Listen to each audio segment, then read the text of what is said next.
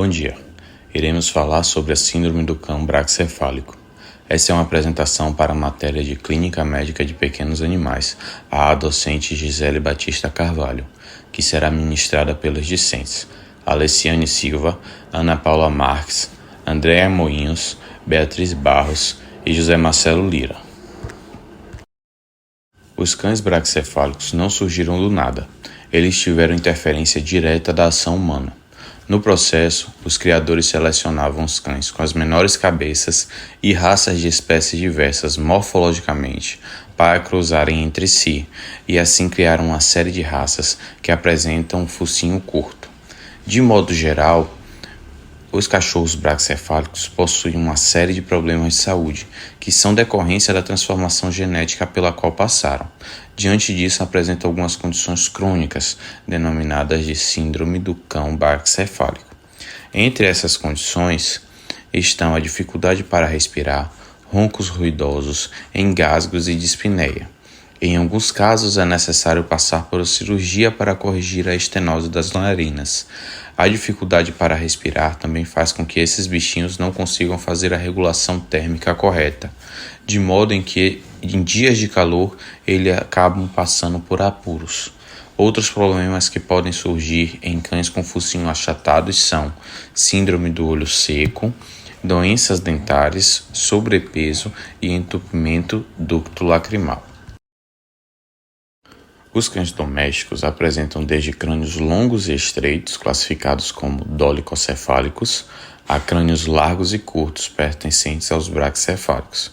Formatos intermediários compõem o grupo dos cães mesocefálicos. Na imagem A, nós podemos ver um pastor de Shetland, que é um dolicocefálico. Na imagem B, um labrador, que é um mesocefálico. E na imagem C e D, bulldogs inglês e francês, respectivamente, que são braquicefálicos. Medidas do crânio definem os cães como dolicocefálicos, mesocefálicos e braquicefálicos. Nos dolicocefálicos, a cabeça é longa e estreita, com a testa muito inclinada e focinho longo. O ângulo entre a base do crânio e o crânio facial fica entre 25 e 26 graus. Nos mesocefálicos, ele tem uma cabeça média, com comprimento moderado, e a largura sensivelmente maior que as do dolicocefálicos. Focinho de comprimento igual ao do crânio ou ligeiramente inferior. O ângulo entre a base do crânio e o crânio facial fica entre 19 e 21 graus. Nos braquicefálicos, tem um focinho mais encurtado. São aqueles cães que parecem ter o focinho mais achatado. O ângulo entre a base do crânio e o crânio facial fica entre 9 e 14 graus. Também pode ser definido como tendo uma razão entre a largura craniana em relação ao comprimento craniano de 0,81 ou maior, ou seja, a largura ficará no dividendo e o comprimento no divisor para se obter o quociente. Me chamo Andréa e eu vou falar um pouco com vocês sobre a síndrome do cão braquicefálico no que tange a questões de características dessa síndrome, alguma sintomatologia. Vou falar também um pouco sobre a parte epidemiológica, etiológica, assim como algumas alterações importantes que podem ser observadas nesta síndrome. A síndrome braquicefálica, ela compõe-se de uma ou mais combinações de anormalidades de ordem anatômica e funcional que provocam sinais de obstrução de vias aéreas em razão da conformação do crânio desses animais. Como característica das raças braquicefálicas, o crânio mostra-se mais alongado que a face. Notadamente, a região frontal é larga, bem convexa e, consequentemente, o desenvolvimento dos tecidos moles da região da cabeça e da face, assim como das estruturas da cavidade oral, não é proporcionalmente reduzido, não conseguindo assim acompanhar o crânio encurtado dessas raças. Os cães braquicefálicos, eles apresentam cada vez mais modificações anatômicas obstrutivas em vias aéreas anteriores, reprimindo o fluxo adequado do ar até os pulmões, o que estabelece importantes sinais clínicos, categorizando a síndrome braquicefálica ou também denominada síndrome dos braquicéfalos. As alterações de conformação tornaram as narinas estenosadas o palato mole prolongado e mais espesso, além de traqueia hipoplásica e a presença de turbinados nasofaríngeos, que podem levar à obstrução das vias aéreas superiores. Pode-se detectar esta síndrome através de sintomas como respiração ruidosa, dispneia, palidez ou cianose das mucosas. Além destas, também a gente pode mencionar os espirros reversos, tosses, alterações vocais, engasgos, língua roxa, intolerância à atividade física ou exercício, agonia respiratória e a síncope, né, que é o desmaio propriamente dito ou a perda da consciência temporária, né, e de forma súbita. Cerca de 42,5% a 85,2% dos animais acometidos pela síndrome possuem narinas estenosadas. 86,3% a 100% desenvolve o prolongamento do palato mole. 8,2% a 38,2% apresentam hipoplasia traqueal. E 54,1% a 66% desenvolvem a chamada eversão dos sacos laríngeos.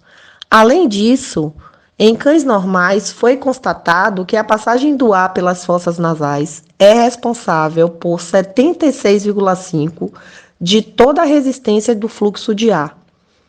A laringe, os brônquios e os bronquíolos possuem uma resistência de 4,5% a 19%, respectivamente, sendo que esses valores são semelhantes tanto na inspiração quanto na expiração. Já nos animais acometidos pela síndrome, essa resistência pode chegar até 80%, podendo causar arritmia sinusal respiratória em decorrência do aumento da pressão intratorácica. A gente pode comentar também algumas questões legais que se referem à fase que essa síndrome pode ser constatada, né? Normalmente, ela acomete raças tanto de pequeno como de grande porte. Geralmente, pode-se diagnosticar entre 2 e 3 anos de idade. Algumas características também, que já foi mencionado anteriormente, podem ser observadas ao nascer, como a questão da narina estenosada e também o prolongamento do palato mole. Há uma prevalência de 50% a mais em cães machos dessa síndrome. Nos cães braquicefálicos, as placas cartilaginosas craniais são curtas, espessas e deslocadas medialmente. Como consequência disso, a mandíbula possui tamanho normal, enquanto a maxila mostra-se muito mais curta que o normal, devido a um processo prematuro de anquilose da cartilagem epifissária da base do crânio, o que leva ao encurtamento de seu eixo longitudinal. A compressão dos tecidos orais em decorrência da diminuição da maxila resulta em um estreitamento do lúmen do trato respiratório superior e consequente aumento da resistência do ar inspirado, aumentando assim a frequência respiratória desses animais. Quando a pressão negativa, em decorrência de processos fisiológicos de respiração pela boca e complacência pulmonar, não são suficientes para compensar o aumento da resistência do ar, aí vai acontecer a inflamação tecidual. Esse tecido inflamado, por sua vez, pode induzir a complicações secundárias, como a eversão das tonsilas e sacos laringianos, bem como o próprio colapso de laringe e traqueia. Juntas, tais anomalias podem ter como sinais clínicos a dispneia inspiratória, culminando em angústia respiratória, ronco, tosse, intolerância ao exercício, a cianose, edema de tecidos moles, obstrução de vias aéreas superiores, fluxo turbulento de ar, aparecimento de ruído inspiratório e síncope. Também pode ocasionar na morte do animal. Além disso, essas raças podem desenvolver ao longo do tempo distúrbios de ordem hematológicas, como da pressão sanguínea e aumento de hematócritos. Também pode-se observar diminuição da pressão parcial de oxigênio e aumento da pressão parcial de dióxido de carbono, o que vai refletir em hipoventilação e acidose metabólica decorrente de descompensação respiratória. Dentre as alterações que podem ser acompanhadas nos cães braquicefálicos e observadas, podemos mencionar estenose de narinas e prolongamento de palato mole, hipoplasia traqueal, conchas nasais aberrantes e colapso de brônquios principais. Além destas, a gente pode também citar a condrodisplasia dos ossos da base do crânio, que vão gerar um encurtamento do eixo longitudinal, ocasionado pela anquilose precoce da cartilagem dessa região. O que quer dizer a condrodisplasia dos ossos? Na verdade, esse termo ele significa que a condrodisplasia é uma espécie de má formação congênita óssea, de ordem óssea, e geralmente ela está associada a defeito genético hereditário, né? Agora, como alterações secundárias, a gente pode mencionar a eversão dos sacos laríngeos, o colapso de laringe e traqueia, provocadas pelos edemas recorrentes da mucosa. Meu nome é Beatriz Barros e irei dar continuidade à apresentação por meio do diagnóstico. Primeiramente, é importante realizar a anamnese com o tutor para obter o histórico do animal e registrar os sinais clínicos observados. No exame físico, é possível observar a estenose das narinas, podendo ser dividida em leve, moderada ou grave, prolongamento de palato mole e, em alguns casos, observa-se sacos faríngeo invertido. Por causa da conformação desses cães, é necessária a realização de sedação para casos de detecção de prolongamento de palato mole e sacos faríngeos invertidos. Isso ocorre devido à língua aumentada desses animais, o que dificulta a visualização do palato e da laringe se o animal estiver desperto. É possível saber se o animal tem prolongamento de palato mole quando o seu comprimento ultrapassa a epiglote e as tonsilas palatinas. É possível auscultar e observar alterações no padrão respiratório, como barulho excessivo ao respirar e dispneia respiratória, que normalmente é agravada pelo aumento de temperatura e excesso de exercício físico. Alguns outros achados, além dos já citados anteriormente, são os vômitos não associados à refeição e hérnia de hiato, sendo que esses estão presentes na raça Bulldog inglês. Em casos de angústia respiratória, o exame físico deve ser rápido e é necessário sempre manter a atenção no quadro respiratório. Deve ser avaliado a normalidade na ausculta torácica e traqueal, na pulsação, coloração das mucosas, frequência cardíaca e perfusão. E após essa estabilização do paciente, dar continuidade com exames complementares. Alguns desses exames são hemograma, onde é encontrado hematócrito aumentado, enquanto no bioquímico os valores de fosfatase alcalina, creatinina e proteínas totais podem estar aumentados. Radiografia torácica e cervical são utilizados como auxiliares na detecção de hipoplasia de traqueia, bem como alterações secundárias causadas pela síndrome. Faringoscopia e laringoscopia podem auxiliar. A endoscopia pode ser solicitada, assim como a tomografia computadorizada e a ressonância magnética. Mesmo assim, ainda é pouco utilizada em animais acometidos por essa síndrome. Dois dos exames complementares que podem ser utilizados para a detecção dessa síndrome são a laringoscopia e radiografia torácica, mostrados nas duas imagens, a primeira sendo da laringoscopia em cão, realizada no dia 4 de novembro de 2021, onde os asterísticos mostram as cartilagens aritenoides e as setas a eversão do saco laríngeo. A segunda imagem mostra a radiografia torácica laterolateral direita, em um cão, realizada no dia 3 de novembro de 2021, onde na seta mostra colapso de traqueia em porção cérvico-torácica. Bom, meu nome é Ana Paula e vou falar um pouco do tratamento. Após o diagnóstico definitivo, a conduta médica é direcionada para tratar os sintomas e evitar a progressão da doença e gerar um maior conforto ao animal. Essa conduta pode ser dividida em clínica e cirúrgica, quando optado pelo tratamento clínico. O animal deve ser mantido longe de situações e lugares que possam causar estresse ou exercício físico exacerbado, portanto, lugares frescos e tranquilos. Além disso, deve-se evitar a presença de alergenos, como fumaça de cigarro e perfumes, que podem também causar dificuldade respiratória. Já em animais obesos, a perda de peso ajuda a diminuir os sintomas respiratórios. Contudo, é mais interessante o uso de dietas próprias, pois esses animais são intolerantes a exercícios intensos. Em caso de animais com cianose e síncope, é realizado o tratamento de suporte, como oxigenoterapia e o uso de anti-inflamatório. No entanto, o tratamento de suporte paliativo, sendo necessário a cirurgia para a real reversão dos casos e maior eficácia. A utilização de anti-inflamatórios para a redução do edema dos tecidos moles e sedativos para a redução da excitabilidade, também indicado caso o paciente apresente dificuldade respiratória, mucosas cianóticas e síncope, com oxigenoterapia adicional e controle da hipertermia.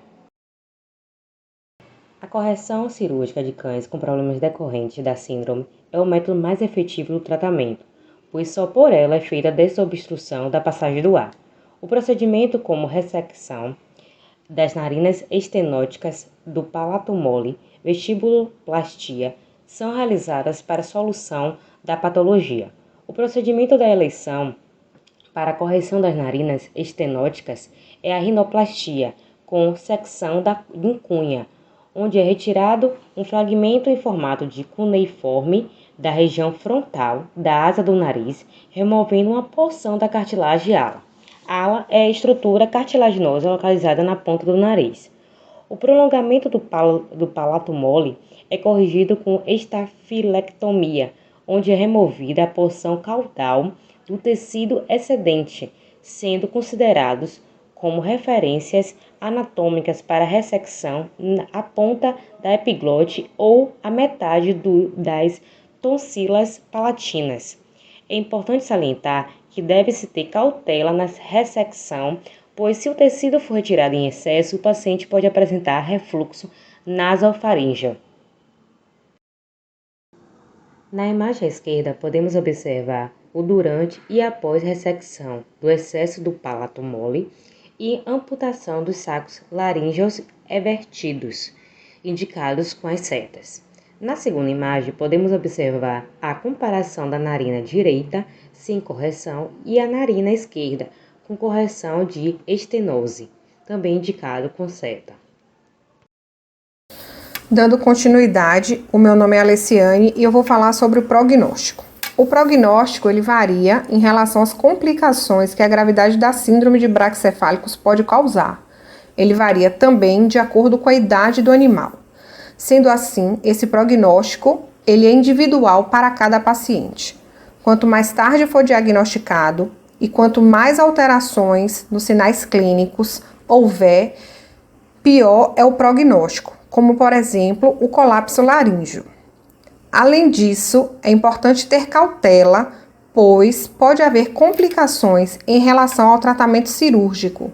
Essas complicações podem ser edema, hemorragia e regurgitação nasal, se removido grande quantidade do tecido do palato mole. Para a conclusão do nosso trabalho, identificamos que a síndrome dos cães braquicefálicos é uma doença congênita, onde por meio de uma pressão do cruzamento de raças é grande a prevalência de algum tipo de alteração nas vias aéreas superiores. Predispõe o animal a sinais clínicos e desconforto respiratório importante, que podem culminar em morte, caso não sejam devidamente tratados. Portanto, o acompanhamento das raças predispostas é essencial para que, por meio de técnicas como radiografia, endoscopia e eletrocardiograma, possa-se chegar a um diagnóstico precoce dessas alterações para que se consiga traçar um plano de intervenção que melhor se adapte a cada animal, proporcionando a este animal uma vida mais saudável e longeva.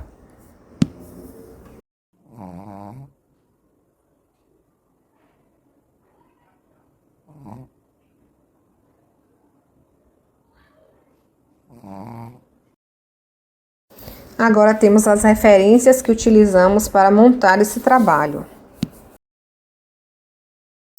E nosso muito obrigado pela atenção de todos.